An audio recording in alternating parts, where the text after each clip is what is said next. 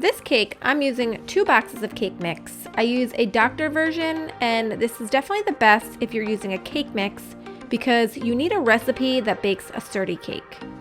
Now, we are not going to bake the top and the bottom of the cupcake together. This is because the bottom part of the cupcake is deeper and needs to bake for a lot longer than the top does.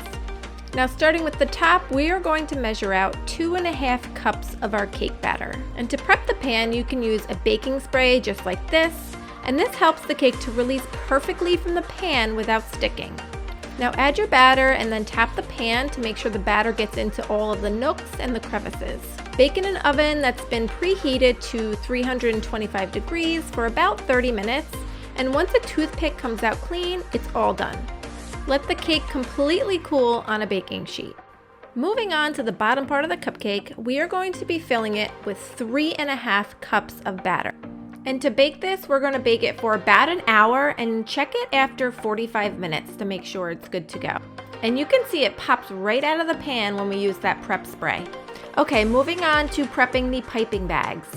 The first bag I'm going to do is the 1M tip with the light blue color.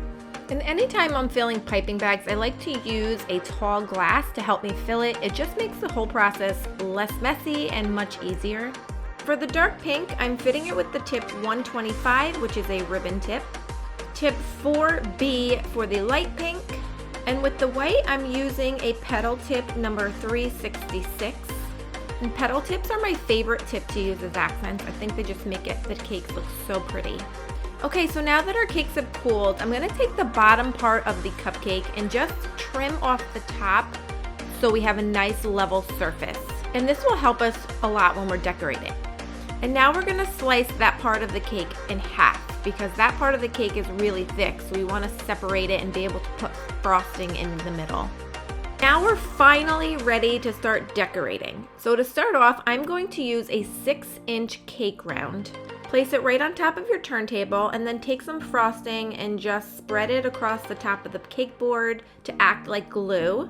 And when you add your first cake layer, just make sure you're centering it on the cake round. Now you can start adding your frosting. You can use about 1/2 cup to a cup.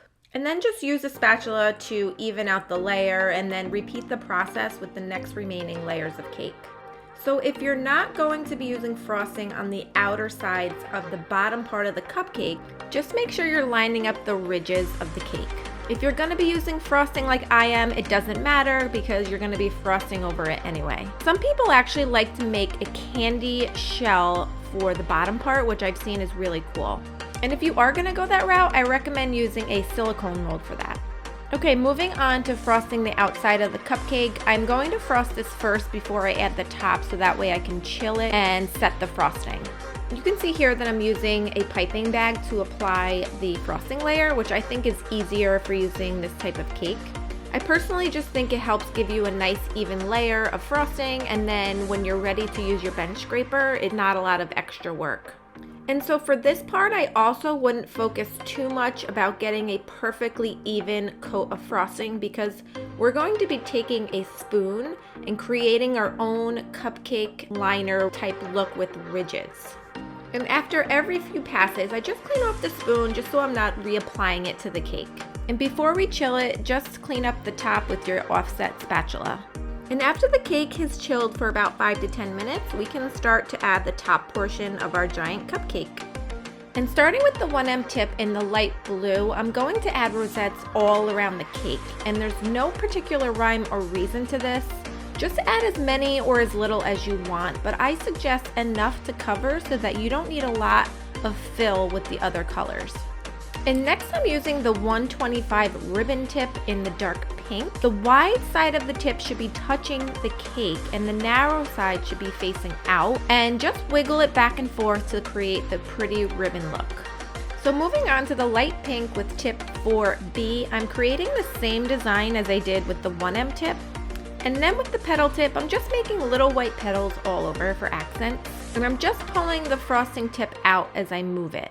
And now that we've got the main parts of our design, now we're just gonna take the tips that we've already used and kind of just fill in where we see gaps. And you can see where the top meets the bottom part of the cupcake. I'm using the 1M tip just to create like the barrier around it.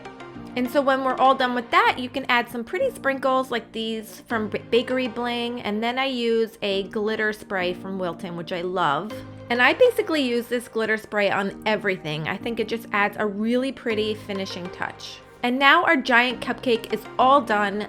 If you decide to make this, tag me on Instagram so I can see how yours came out.